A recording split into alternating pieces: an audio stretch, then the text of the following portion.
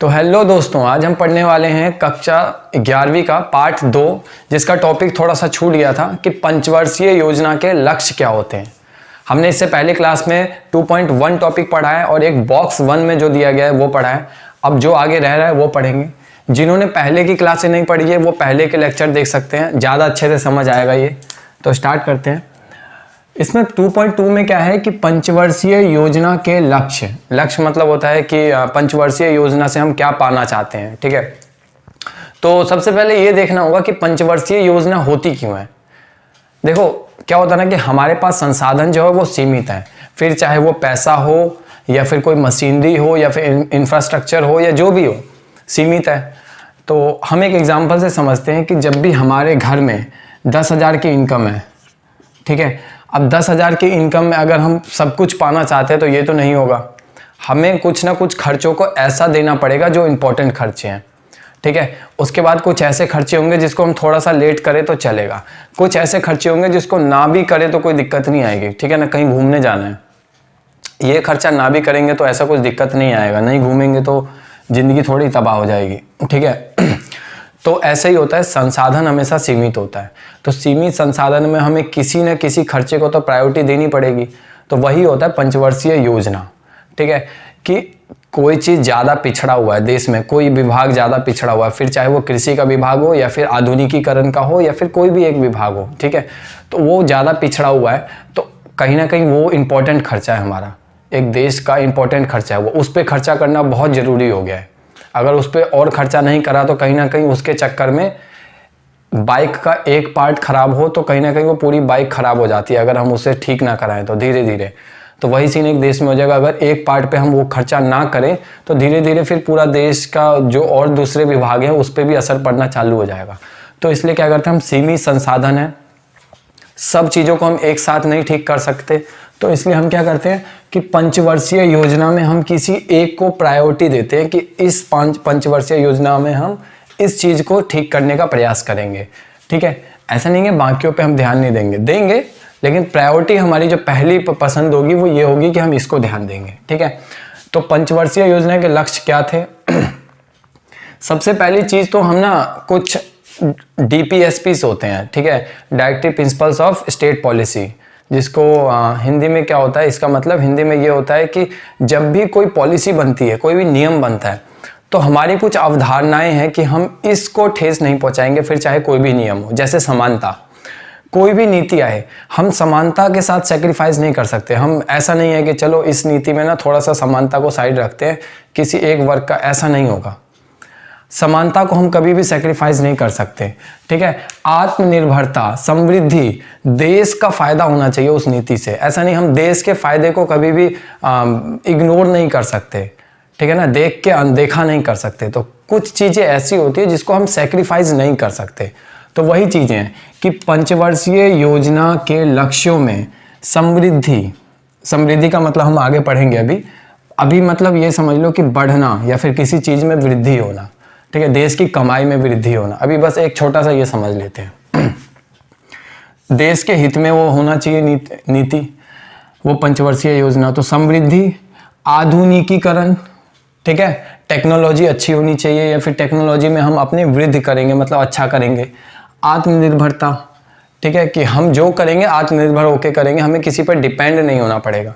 ठीक है, और समानता मतलब देश के अंदर जो अलग अलग वर्ग है, मध्यम वर्ग, गरीब या फिर धनी लोग, उनमें समानता होनी चाहिए। ठीक है, हम उनके साथ भेदभाव नहीं करेंगे।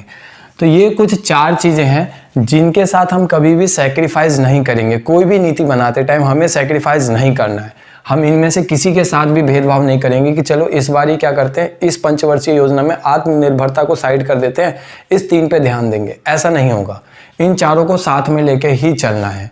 ठीक है, यह सुनिश्चित किया जाएगा, सुनिश्चित मतलब कि ये देखा जाएगा कि योजना बनाते टाइम, जब भी हम पंचवर्षीय योजना बना रहे हों, जो भी निर्माता होते हैं पंचवर्षीय योजना के, ठीक है, अंतर विरोध ना हो किनके बीच में, इसके, उसके और उसके, इन चारों में अंतर विरोध ना हो, मतलब कि एक पे ध्यान दिया जा रहा है और वो जो उस पे ध्यान दिया जा रहा है उसके लिए हानिकारक हो। जैसे कि किसी के 2 बच्चे हैं, अब दोनों बच्चे पे समान दे तो ठीक है, लेकिन किसी एक बच्चे पे अगर ज़्यादा ध्यान देगा कोई तो दूसरे वाले को ये लगेगा कि थोड़ा सा मन में ठेस पहुंचेगा, ठीक है। तो ये एक अंतर विरोध हो गया। हमने इंटेंशनली किसी को अच्छा करके या बुरा नहीं करा, लेकिन एक पे ज़्यादा ध्यान देना कहीं ना कहीं दूसरे को ठेस पहुंचा सकता है। तो वही चीज़ कि दोनों में अंतर विरोध ना हो, ये चार जो है इन चारों में अंतर विरोध ना हो, ठीक है। तो हमारे ये लक्ष्य होते हैं कहीं ना कहीं, ठीक है। पंचवर्षीय योजना के लक्ष्य क्या है कि ये जो चार चीज़ें हैं, समानता और आत्मनिर्भरता, आधुनिकीकरण और एक समृद्धि, तो इन चारों को हम सेक्रीफाइस नहीं करेंगे हमारी किसी भी नीति में, और एक इन चारों में सेक्रीफाइस नहीं करेंगे, और ना ही इन चारों को आपस में अंतर विरोध होगा, मतलब आपस में कहीं टकराव नहीं होगा, ठीक है। तो ये तो हमने लक्ष्य समझ लिया। अब एक एक करके इस लक्ष्य को समझेंगे कि ये है क्या समृद्धि। समृद्धि का मतलब क्या है जो हम इसको इतना इंपॉर्टेंट दे रहे हैं। कहीं ना कहीं हम इसको महत्व ही तो बता रहे हैं ना कि ये इतना महत्वपूर्ण है कि हम इसको सेक्रीफाइस नहीं करेंगे। तो है क्या ये समृद्धि का एक मतलब समझते हैं। देखो, समृद्धि का मतलब होता है कि विकास होना कहीं ना कहीं, ठीक है। विकास होना, विकास ये राहुल गांधी वाला विकास नहीं, विकास मतलब कि अपने आप में एक बढ़ना चीजें, ठीक है। अब मैं एक एग्जांपल से समझते हैं कि समृद्धि क्या हो सकता है। एक लड़का है जिसके मार्क्स आते हैं, कभी 20 आ जाते हैं, कभी 25 आ जाते हैं, फिर कभी 22 आ जाते हैं, फिर 20 आ जाते हैं, फिर 25 भी आ जाते हैं। तो उसकी कोई समृद्धि हो, जिस बार वो 25 नंबर लेके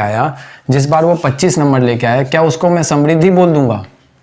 नहीं, ये नहीं हुई समृद्धि। समृद्धि तब होगी जब उसका पहले 20 आते थे, 10 आते थे, फिर वो 12 आए, फिर 16 आ गए, फिर अगली बार 20 आ गए, फिर 21 आ गए। ये बढ़ रहा है ना, हमेशा बढ़ रहा है। भले ही 1 बढ़ रहा है, 1.5 बढ़ रहा है, 2 बढ़ रहा है, 4 बढ़ रहा है, लेकिन बढ़ रहा है हमेशा, ठीक है। वो होती है समृद्धि। ये नहीं कि कम ज़्यादा हो, ये तो उसी इतना तो आ ही रहे थे, उसके इतने तो आ ही रहे थे, तो ये कोई समृद्धि थोड़ी हुई। समृद्धि होती है जो विकास होना, धीरे धीरे विकास हुआ है। अब वो 21 वाला बंदा अब दोबारा 10 पे नहीं जाएगा, जो 21 लेके आ रहा है मार्क्स वो 10 नहीं लाएगा, तो ये उसकी समृद्धि हुई, ठीक है, विकास हुआ उसका। तो ऐसे ही 25 वाला बंदा दोबारा 22 पे जा सकता है, क्योंकि 22, 25, 20 तो आ ही रहे थे ना उसके, तो वो चीज, ठीक है। तो हमने समृद्धि को देख लिया। अब देश के प्रोस्पेक्टिव से देखते हैं कि देश में समृद्धि का क्या मतलब। देश में वस्तुओं और सेवाओं के उत्पादन में वृद्धि, ठीक है। कि देश में जो होता है ना, देश में वस्तुओं और सेवाओं का उत्पादन होता है। वस्तु का तो उत्पादन हम समझते हैं, सेवा का उत्पादन का मतलब नए नए डॉक्टर्स बनना, नए नए सीए बनना, चार्टर अकाउंटेंट, ठीक है। तो जो अपनी सेवा देते हैं, ठीक है, जो अपना ऐसा कुछ उत्पादन नहीं करते चीज़ों का। अब कोई डॉक्टर अगर किसी की बुखार ठीक करवा देता है, दवाई देके ये वो, तो कोई कुछ ऐसा थोड़ी चीज़ थोड़ी बना रहा है वो, लेकिन कहीं ना कहीं अपनी एक सेवा दे रहा है, सर्विस दे रहा है, ठीक है ना। तो देश में वस्तुओं और सेवाओं का उत्पादन में वृद्धि, जब उत्पादन में वृद्धि होगी तो उसको हम समृद्धि बोलेंगे, विकास बोलेंगे, ठीक है। इसका मेन मतलब क्या है? इसका अभिप्राय उत्पादन क्रिया का मतलब होता है उत्पादन करने का जो काम होता है। उत्पादन क्रिया में लगे संसाधन में वृद्धि करने। अब उत्पादन में संसाधन क्या क्या हो सकते हैं? उत्पादन में संसाधन होता है कच्चा माल, पूंजी लगाना, ठीक है, पैसे के रूप में, कच्चे माल में ज़्यादा पैसा लगाना, या फिर हो सकता है कि हमने इतने जगह में पहले वो व्यवसाय करते थे, अब इतना ना करके हमने इतने में करना स्टार्ट कर दिया, तो अपने जगह को विस्तार करना। तो ये कहीं ना कहीं संसाधन ही होते हैं। बिजली का पहले क्या होता था कि बिजली सिर्फ 6 घंटे आती थी हमारे फैक्ट्री में, लेकिन अब क्या होता है कि अब हमने ऐसी टेक्नोलॉजी या फिर ऐसी सुविधाएं डाल दी है कि बिजली अब 24 घंटे रहेगी। तो ये क्या है? संसाधन में हमने वृद्धि करी है, ठीक है। तो जब हम अपने संसाधन में वृद्धि करते हैं या उतने ही संसाधन को दक्षता से उपयोग करते हैं, तो इसको हम समृद्धि बोलेंगे। समृद्धि किसे कहते हैं? समृद्धि अपने आप को विकास करना। विकास 2 तरीके से हो सकता है, या तो मैं मार्क्स अच्छे ले आऊँ, ठीक है, या तो मैं 20 नंबर से 22 नंबर या 25 नंबर ले आऊँ, या फिर अगर मैं 20 ला रहा हूँ ना, अपने मार्क्स 20 ला रहा हूँ, तो वो बिल्कुल इतना ज़्यादा कॉन्फिडेंट हो कि मैं अपने आप को इतना ज़्यादा कॉन्फिडेंट समझो कि टीचर कुछ भी कर ले, इस 20 को 19 नहीं कर सकता, ठीक है। इतने अच्छे मार्क्स हो या अपने आप में इतना कॉन्फिडेंट हो कि इस 20 को 19 नहीं कर सकता। ये भी अपने आप में एक समृद्धि हुई। पहले मेरे 20 नंबर थे, तो मैंने सोचा यार टीचर अगर इसको अच्छे से चेक करे तो ये हो सकता है 15 भी हो जाए, क्योंकि यहाँ पे ये काट सकता है टीचर नंबर, यहाँ पे भी काट सकता है। लेकिन अब क्या हो रहा है कि अब मैं बहुत कॉन्फिडेंट हूँ कि 20 से 19 नहीं होगा, इसका मतलब 20 के 20 नंबर मेरे ही हैं। तो इसमें क्या होगा कि ये हमारी समृद्धि हुई, हमारा विकास हुआ। भले ही नंबर पहले भी 20 थे, पहले भी 20 ही नंबर थे मेरे, अभी भी 20 हैं, लेकिन ये जो कॉन्फिडेंस आया ना, ये 20 कहीं ना कहीं 15 हो जाते अगर टीचर अच्छे से एक बार दोबारा चेक कर ले तो। लेकिन अभी 20-19 तक भी नहीं होगा, 19 भी नहीं होगा, 20 के 20 ही रहेंगे।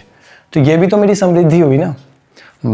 मार्क्स नहीं बढ़ा, लेकिन कहीं ना कहीं विकास तो हुआ ना मेरा, कि मैं अभी इतना कॉन्फिडेंट हूँ कि 19 तक नहीं होंगे मार्क्स, पहले हो सकता है 15 भी हो जाते हैं, ठीक है। लेकिन अब 20 था पहले, अब मेरे 25 मार्क्स आ गए, तो कहीं ना कहीं ये भी समृद्धि हुई, ठीक है। तो दो चीज़ें हैं यहाँ पे, कि पहले मैं 5 लाख रुपए लगा रहा था, ठीक है, 5 लाख रुपए लगा के, और जो प्रोडक्शन होनी चाहिए थी एक तरीके की प्रोडक्शन जो होनी चाहिए थी, वो प्रोडक्शन 5 लाख रुपए से 5000 बेड का प्रोडक्शन, चलो बेड शीट का कर लेते हैं, कि 5000 बेड शीट बनने थे 5 लाख रुपए में। 5000 ना बन के पहले 5 लाख में 4000 ही बन रहे थे, ठीक है। बहुत वेस्ट जाता था, कपड़ा इधर उधर वेस्ट हो जाता था, काट देते थे बीच से और सारा कपड़ा वेस्ट हो जाता था, ठीक है, बेतरीका काट देते थे। एम्प्लॉय जो थे हमारे वो शिक्षित नहीं थे ज़्यादा, तो बस ऐसे ही काट देते थे, तो बहुत वेस्ट होके 4000 ही बन पाता था, ठीक है। तो 5 लाख में 4000 बन रहा है, सॉरी 5000 बनना चाहिए था, 4000 बन रहा है। अब दो चीज़ें हो सकती है, या तो मैं 5 लाख और लगा दूं, ठीक है, 5 लाख और लगा दूं और 8,000 बनना चालू हो जाए, ये भी हमारी समृद्धि होगी, ठीक है। या फिर उसी 5 लाख को अच्छे से यूज करना चालू करूँ, अब निगरानी रखूँ, अपने एम्प्लॉय को प्रशिक्षित करूँ कि ऐसे नहीं ऐसे काटो, यहाँ से काटो, तो क्या होगा कि वेस्टेज कम होगा, ठीक है ना। वेस्टेज कम होगा तो क्या होगा, ये 5000 बनने चालू हो जाएंगे, 5000 बनने चालू हो जाएंगे। तो यहाँ समृद्धि नहीं हुई क्या, यहाँ पे भी हुई। यहाँ पे क्या हुआ, या तो अपने संसाधन में वृद्धि कर ले, या तो मैं 5 लाख को 10 लाख बना दूं। अपना कैपिटल 5 लाख देता था तो 4000 होता था, अब मैं 10 लाख दे के 8000 करना चालू कर दूं, तो ये भी समृद्धि हुई। या फिर उसी 5 लाख को, उतने ही संसाधन को दक्षता से, एफिशिएंटली, ठीक है, एफिशिएंटली होता है मतलब कि बहुत अच्छे से यूज करना, बहुत ऑप्टिमम यूटिलाइजेशन, इंग्लिश में कहते हैं ऑप्टिमम यूटिलाइजेशन, मतलब कि जितना उसका यूज कर सकते हैं, बिल्कुल भी वेस्ट ना जाए, अच्छे से अच्छा यूज करना। तो वो करके और मैं प्रोडक्शन को 5000 कर दूं, तो ये भी तो समृद्धि हुई ना, ठीक है। तो समृद्धि का मतलब दोनों है, कि या तो मैं अपने संसाधन में वृद्धि कर लूं, या फिर उतने ही संसाधन को जितना मैंने लगा रखा है उसी को दक्षता से, मतलब बिल्कुल एफिशिएंटली, एफिशिएंसी, उस हिसाब से उपयोग करूं, दोनों को समृद्धि ही बोलेंगे, ठीक है। इसका अभिप्राय ये है। नेक्स्ट क्या है कि देश की समृद्धि का आशय सकल घरेलू उत्पाद जीडीपी, ग्रॉस डोमेस्टिक प्रोडक्शन में निरंतर वृद्धि से है। अब देश में जो समृद्धि होगी, अगर किसी देश की समृद्धि की बात करूं तो कैसे पता चलेगा कि ये देश बहुत समृद्ध है। देखो, अब कोई परिवार समृद्ध कब होता है, जब उसकी कमाई धीरे धीरे बढ़ती रहे। एक आज 10,000 था, अगले महीने 20,000 हुआ, तो हम उसको समृद्ध बोलना नहीं चालू कर देंगे।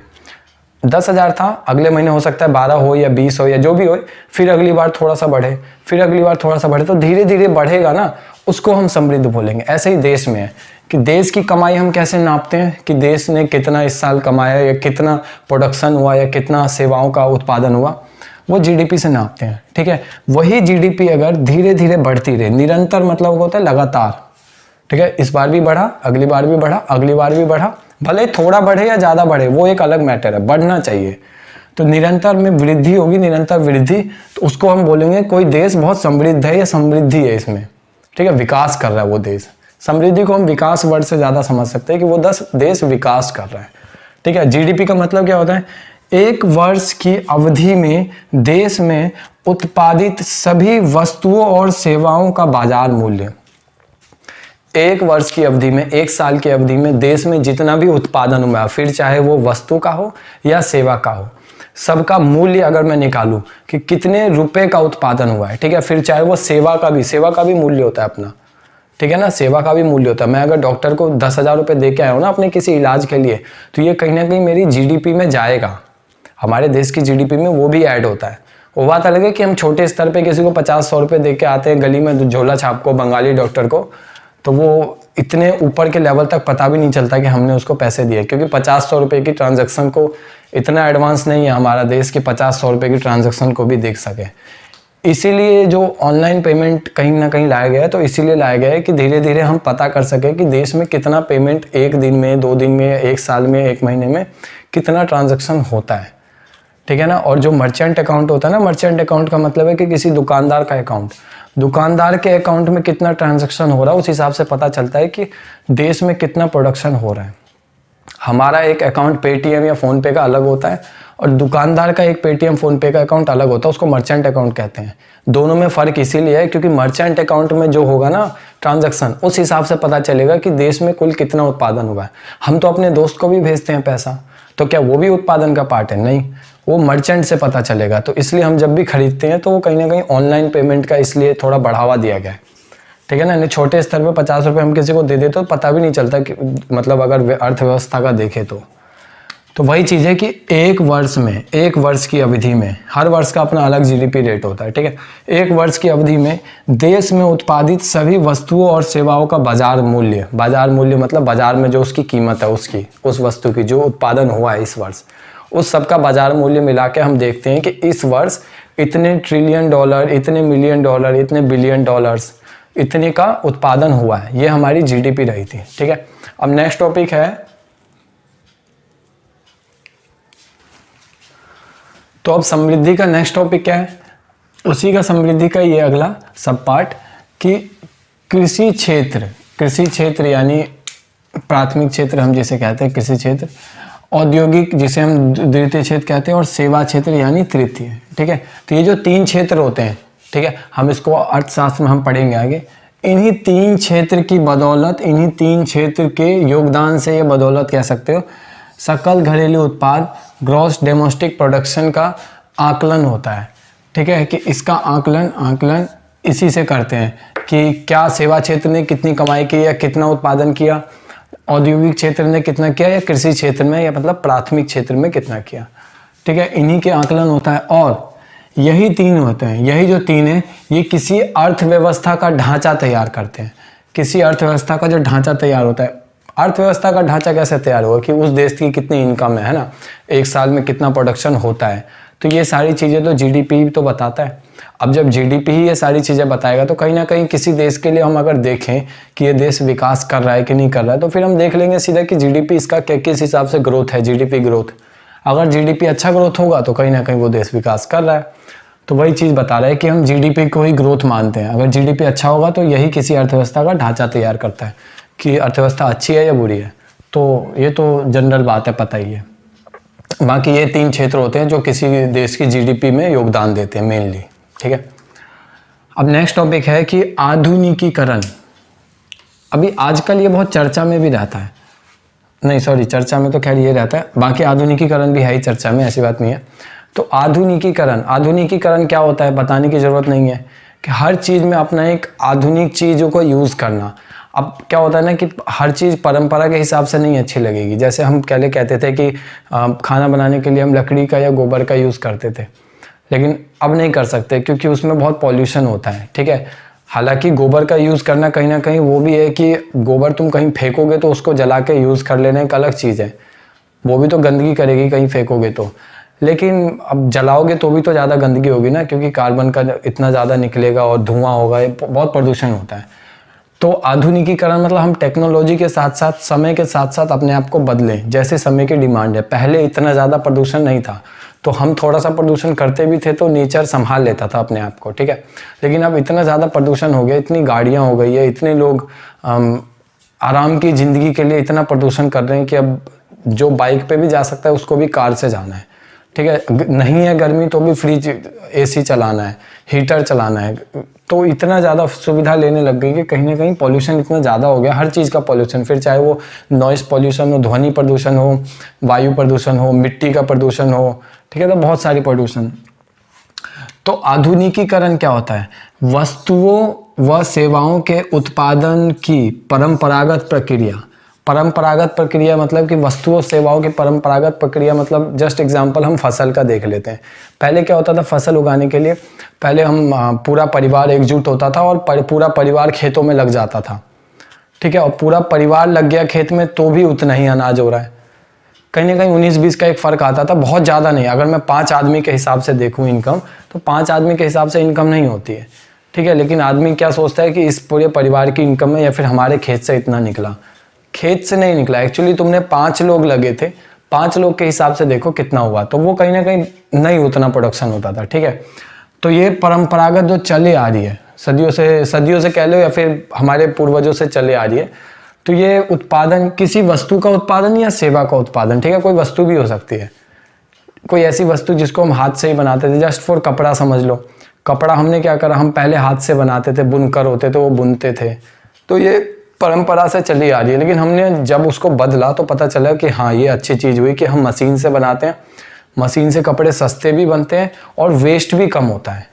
हाथ से वेस्ट भी तो ज़्यादा होता था ना, टाइम बहुत लगता था, लेबर बहुत लगता था, खर्चा बहुत आता था, फिर कपड़े महंगे हो जाते थे, बहुत से लोग फिर अफोर्ड नहीं कर पाते थे, फिर फटे कपड़े पहनते थे, तो इसके बहुत रीज़न होते हैं, ठीक है।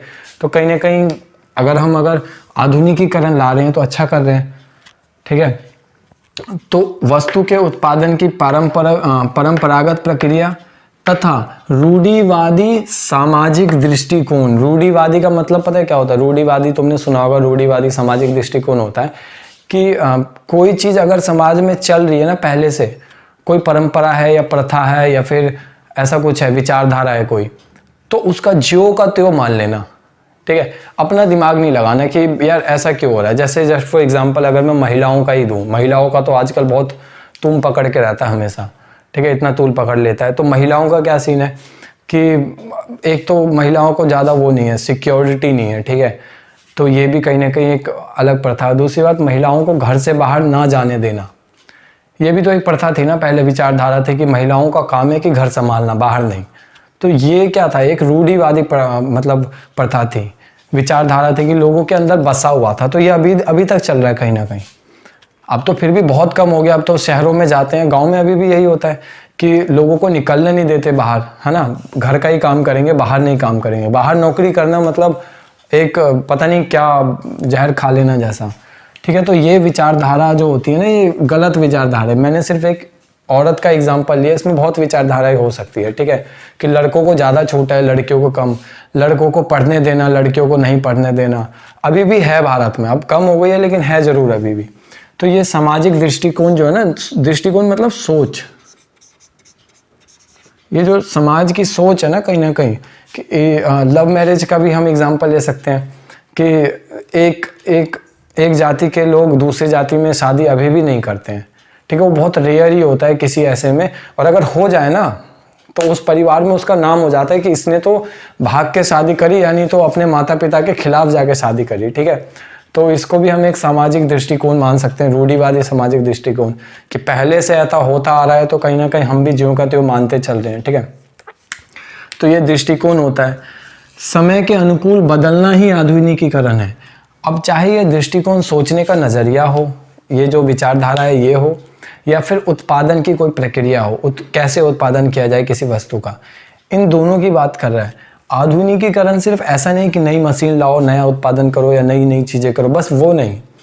आधुनिकीकरण दिमाग से भी आधुनिक बनो, सिर्फ काम से आधुनिक मत बनो, ठीक है। काम से तुम आधुनिक बन रहे हो, दिमाग तुम्हारा अभी भी वही 1985 वाला या फिर 1950 वाला या फिर 1445 वाला है, तो वो कहीं ना कहीं खतरनाक है ना। तो दोनों चीज़ को बदलना आधुनिकीकरण है, अपनी सोच को भी, और जो तुम पैदावार उगा रहे हो, चाहे वो फसल हो गया, चाहे वो मशीनरी हो गई, या हर चीज़ को, दोनों को आधुनिकीकरण करना समय के अनुकूल, समय की जो मांग है। अब वो समय नहीं रहा कि तुम लेडीज़ को बोलो कि तुम घर में बैठो। कोई नहीं काम करने वाला की अलग चीज़ है, लेकिन अगर कोई लेडीज़ काम करना चाहती है और वो सक्षम भी है काम करने के लिए, इतनी पढ़ी लिखी है, कर सकती है, तो तुम अब समय की वो मांग नहीं है कि तुम उसको छोड़ दो, नहीं जाना बाहर, ये नहीं करना, वो नहीं करना, वो नहीं है। अब समय ऐसा आ गया कि आपको आधुनिकीकरण में जाना पड़ेगा और आपको इस चीज़ की आज्ञा भी देनी पड़ेगी, ठीक है। तो आधुनिकीकरण सिर्फ उत्पादन से रिलेटेड नहीं है, सोच से रिलेटेड भी है। एक होता है आत्मनिर्भर।